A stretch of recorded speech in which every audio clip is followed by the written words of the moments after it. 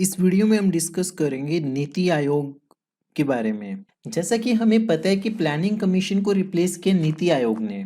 इस वीडियो में हम नीति आयोग की साइट को विजिट करके डिस्कस करेंगे इंपॉर्टेंट चीज़ों को।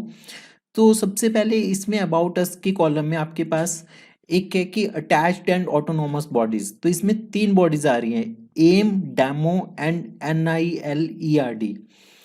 AIM से ऑलरेडी क्वेश्चन यूपीएससी में पूछा जा चुके हैं। एम से क्वेश्चन क्या पूछा था कि अटल इनोवेशन मिशन किसके अंडर आते हैं। तो सिमिलरली आपको DMEO के बारे में भी पता होना चाहिए और इसके बारे में भी। तो डिस्कस करते हैं ये तीनों टॉपिक्स। फिर कंपेरेटिव फेडरलिज्म, कोऑपरेटिव फेडरलिज्म के बारे में इसमें, फिर कॉम्पिटिटिव फेडरलिज्म। इसमें आपके पास एस्पिरेशनल डिस्ट्रिक्ट प्रोग्राम है। आप किसी भी स्टेट PCS की तैयारी कर रहे हो तो आपको पता होना चाहिए कि आपके स्टेट के कौन कौन से डिस्ट्रिक्ट्स इसमें है। हरियाणा से मेवात डिस्ट्रिक्ट इसमें इंक्लूड है। 112 डिस्ट्रिक्ट्स को एस्पिरेशनल डिस्ट्रिक्ट प्रोग्राम शुरू किया हुए। तो हरियाणा की कौन सी डिस्ट्रिक्ट है? Mewat.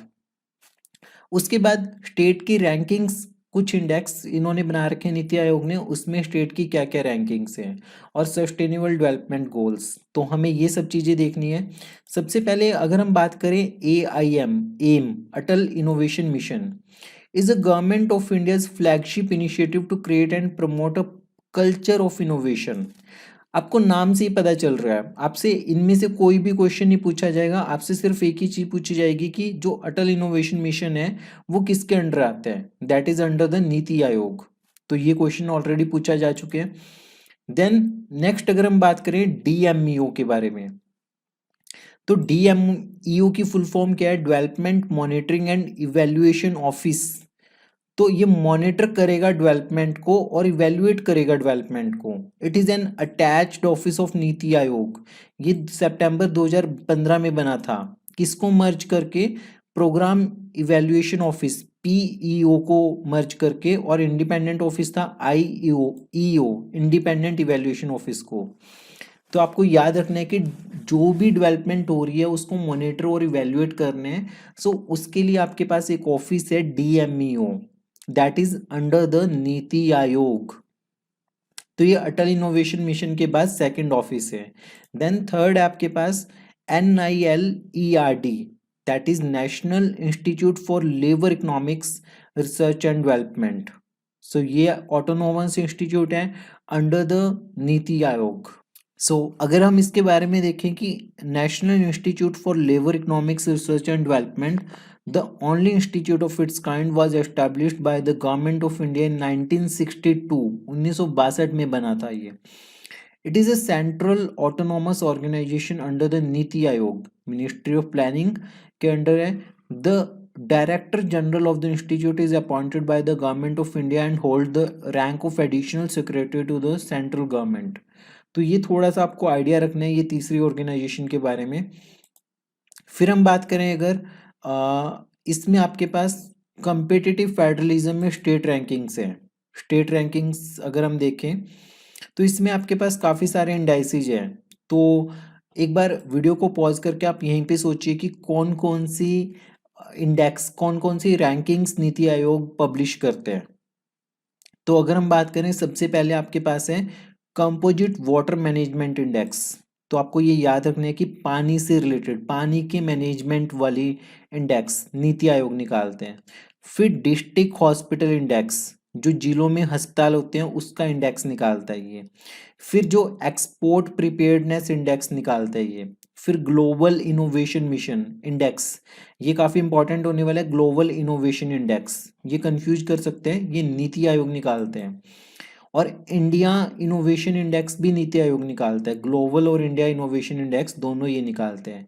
Then MDPI, multiple dimensional poverty index, तो ये भी नीति आयोग निकालते हैं आपके पास। स्कूल एजुकेशन क्वालिटी इंडेक्स, तो ये भी नीति आयोग निकालते हैं। SDG India index, that is sustainable development goals India index. तो आपकी स्टेट, अगर आप हरियाणा से बिलोंग करते हो तो हरियाणा इसमें सस्टेनेबल डेवलपमेंट गोल्स में कौन सी रैंक पे आती है? स्टेट एनर्जी इंडेक्स और हेल्थ इंडेक्स। तो आपको हेल्थ से याद रखना है हॉस्पिटल वाला भी, ठीक है। एनर्जी वाला याद रखना है, स्कूल वाला हो गया, पॉवर्टी वाला हो गया, इनोवेशन वाला, ग्लोबल और इंडिया दोनों हो गए, और एक्सपोर्ट प्रिपेयर्ड इंडेक्स हो गया, और पानी। पानी वाला हो गया, सेहत वाला हो गया, एनर्जी वाला हो गया, एजुकेशन वाला हो गया, पॉवर्टी वाला। तो ये सारे इंडेक्सेस जो आपके पास है वो सारे कौन निकालते हैं? नीति आयोग। आपके पास एस्पिरेशनल डिस्ट्रिक्ट प्रोग्राम है जो कि 2018 में लॉन्च किया था। 112 डिस्ट्रिक्ट्स हैं, उन्हें ट्रांसफॉर्म करने। ठीक है, तो इनमें हमारा हरियाणा से मेवात डिस्ट्रिक्ट है।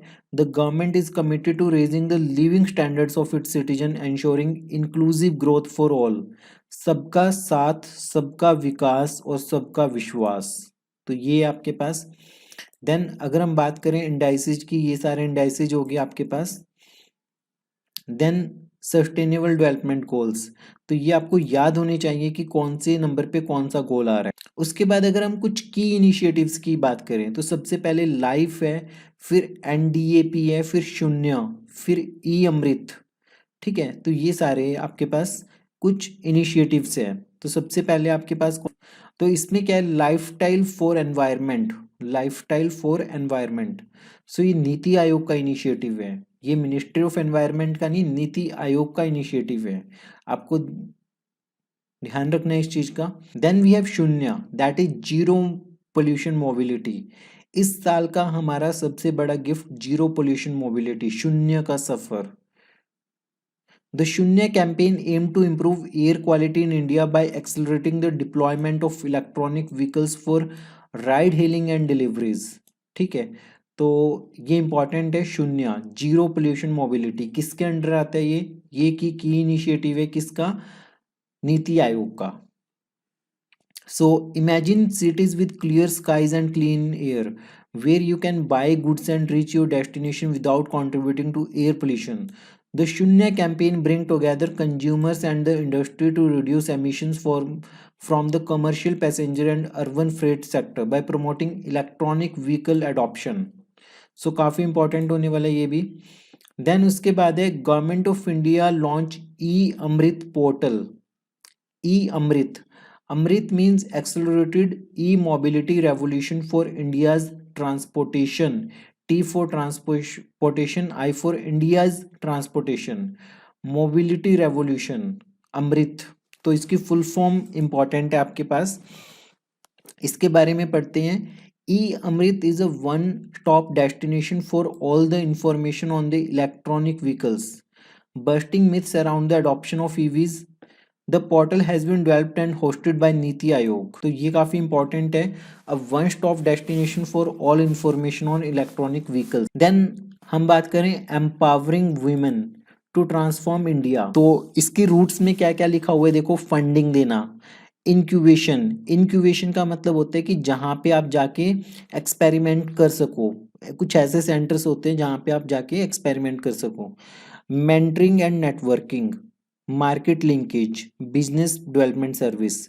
और जब इसकी वो निकलेंगी वी कम्युनिटी, इवेंट्स होंगे, advisory and support, financial services.